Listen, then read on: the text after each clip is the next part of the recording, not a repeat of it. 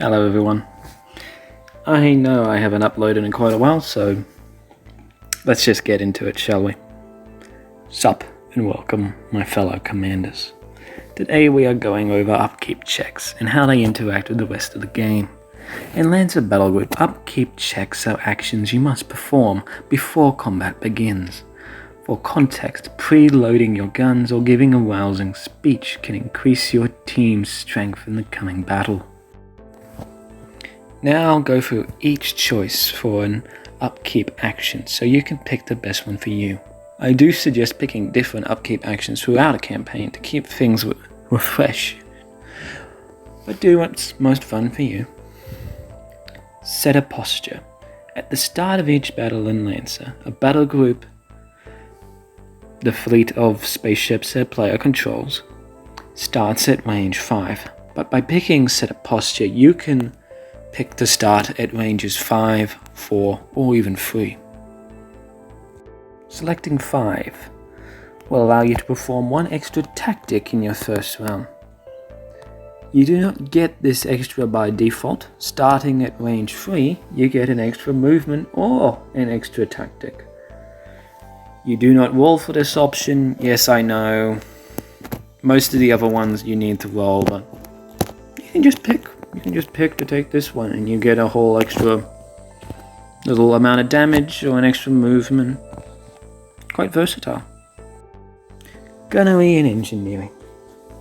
In order to do this one, you must roll a d20, and on a result of 9 or less, you get +1 accuracy to one of your hit rolls in the coming battle. 10 to 19, you may reroll once for a hit or damage roll to an enemy. On a 20, you can pick either to -1 charge counter from one of your super heavy weapons, allowing it to shoot faster, or -1 flight time for a payload weapon. And finally, you get to pick the third option that this one provides, a reroll for anything, but you must take the second result. So you get to reroll absolutely anything. That can be quite useful. I do suggest taking the -1 charge time or payload, because that's extra damage. That's a whole lot more damage you can get out a lot quicker. Consult navigation and intelligence. Again, on a d20 you roll it, and on a 9 or less you get +1 difficulty to enemies' rolls to hit you, and can ask the GM one question. They must then answer this question truthfully. On a 10 to 19, you get to ask 3 questions. On a 20, you can bring 1 reserve with you into the coming battle. More on reserves a little later this episode. I'll talk about them soon. Consult senior officers. On a 9 or less, again on a d20, +1 accuracy for a hit on an enemy, or -1 difficulty to hit for an enemy attacking you. A good mix of both the last two. But you can only pick one of the 2 results, so up to you. On a 10 to 19, 1 reserve of your choice. So that's literally just what consulting navigation and intelligence gives you on a 20, this is a lot better. And 21 reserve for you, and a +1 accuracy or difficulty for all your friendly fleets, including yourself. Interesting. Plot a course. On a 9 or less, you misjudge the distance and ram the enemy fleet, and both you and them suffer 2d6 damage. Very volatile. You start, on this result, you start the battle at ranges 3, 2, or 1, and for the first round of combat you can only perform 1 maneuver. That's pretty bad. On a 10 to 19, start at either ranges 5 or 3. The GM, the Game Master, the guy controlling the enemy fleet, gets to pick. And on a 20, you get to set your posture for free. You get to do that whole bit for free. Okay. Power at a cost. This one is for anything else. I use the alien artifact we found last battle. I check up with the NPC we saved last battle. That kind of thing. But keep in mind the GM can screw with it. They get to pick like one downside of that option. On the bright side, you don't have to roll, so...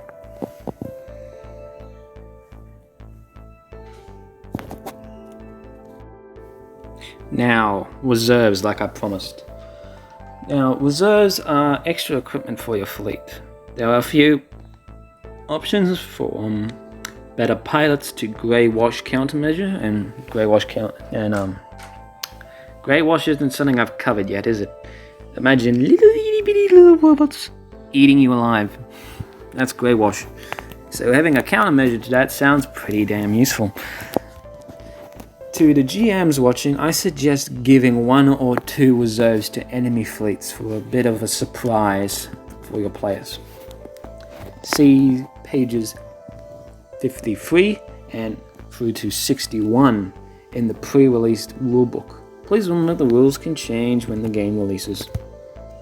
Now, Samantha, yes, our character from episode 2. She, for example, would go down to engineering, talk to our head engineer, and roll. I got a 1. And on such a 1, I get a +1 for brilliant, which makes it a 2, which doesn't mean anything. She now has a +1 for accuracy for the coming battle. Once again, this is a 1 use, so it's useful.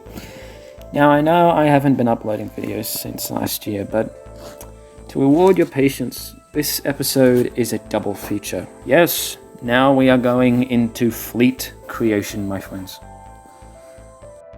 In Lancer Battle Group, players control their fleets from their flagship.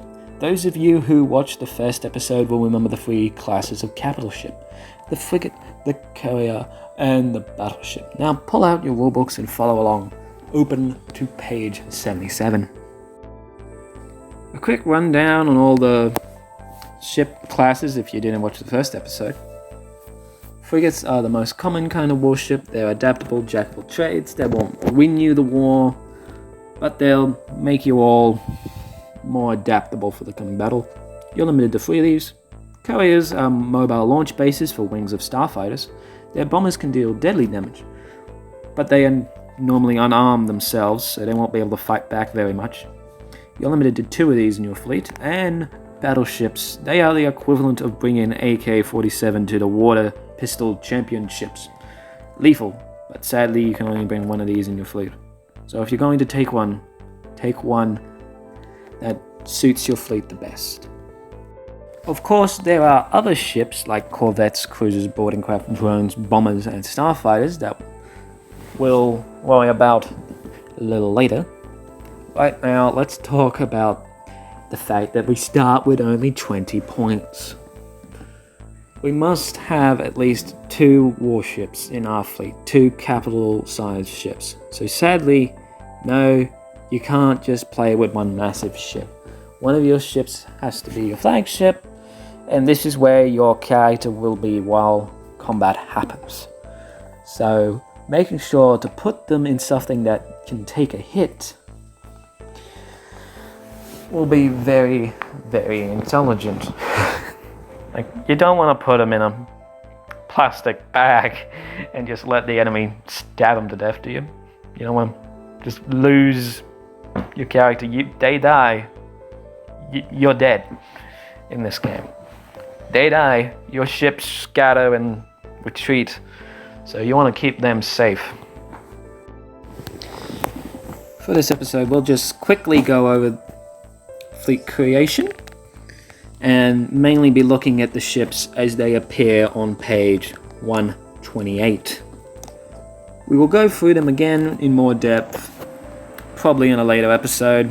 Might take me a year, but whatever. Let's start with a few frigates. There is the... How the hell am I meant to say that? Class for 2 points. And the Tortuga class for 5. These are the minimum and maximum respectively. And every other frigate is between 3 and 4 points. For this example, I will go for the maximum allowed with 3 Upkeep class. That is not English. Can we get that changed? That's not word. Now, carriers are a bit more complicated. Whenever you take your first carrier, you get -1 discount on one of your wings or escorts equipped to it. Sadly, this doesn't stack with a second carrier, so you can't just bring 2 carriers and then you can take like you can take a whole swarm of bombers for free. No, that's not allowed. There is the Amazon, Tortuga, and Tongas, Tawala, and they are for 4 points, up to the... I am not speaking, and they are 6 points. The other carriers are 5. There are just the minimum and maximum. These 2 groups, starting with the Amazon, I suggest is the best option because it actually can rebuild its starfighters. So we'll take 2 of these. Up until now, I've been really avoiding it, but since I've opened the can of worms without talking about the Amazon, let's get into the topic of ship specials. Every single ship in this game has something special about them. If it be the ability to just re-roll some dice, or in the case of the Amazon, which I love, can just spam new fighters. It's got room for 4 whole wings of fighters. So that's not a squad, that's a squadron each. 4 squadrons. I'm taking 2 of them, that's 8 squadrons. I fill it with nothing but drones so then I can just fling them at the enemy. Just fling them. And if any die, rebuild them. No problem. No morale, no nothing. It's all good. And finally, there's the Battleship. They all cost 7 points with the exception of Mer class. If you can't pick between a second carrier and a battleship, you should have a battleship. They have a battleship for those who want a second carrier. It's called the Greenland class, and it can carry 3 wings of anything. Bombers, strikers, starfighters, mechs, whatever you want. It's got 3 room. It's got 3 whole rooms for it. You want firepower? How about having 2 super heavy weapons? The Candela class has that for you. Feel like burning heretics in the name of God? We got a battleship for that. As you can see on screen, class has a unique once per battle ability called Unleash Heck.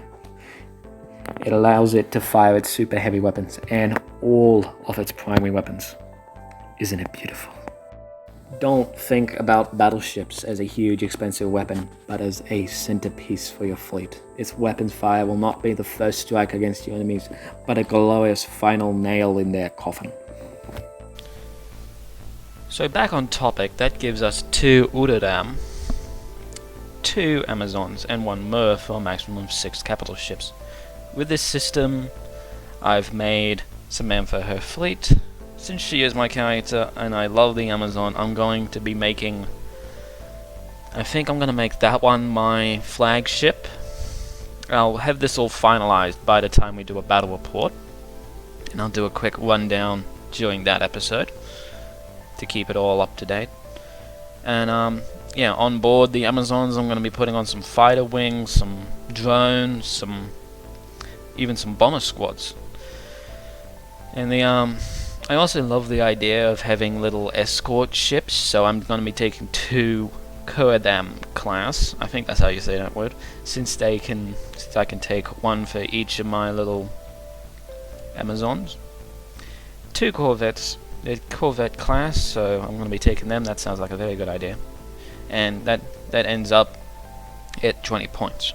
I could squeeze, if I wanted to, I could squeeze the fighter wing and the bomber wing together and make a ace wing, but no, I don't feel like that. I want more variety. I think more variety in these, so then I can teach you how this game plays. Alright, that's Battlefleet Omega ready for duty. That's it for this video. I'm planning to have another one out as soon as possible. I'm so sorry for the wait. And next time is a battle report and then ship breakdowns. Okay. This is now my little ranty bit, so if you want to leave, go ahead. I understand I haven't uploaded in a while, and I'm very sorry about that. Very disappointed in myself. I just haven't been feeling well. I just haven't been feeling productive. But yeah. I'll be having these videos out as soon as possible, I promise. And see you all then, Commanders.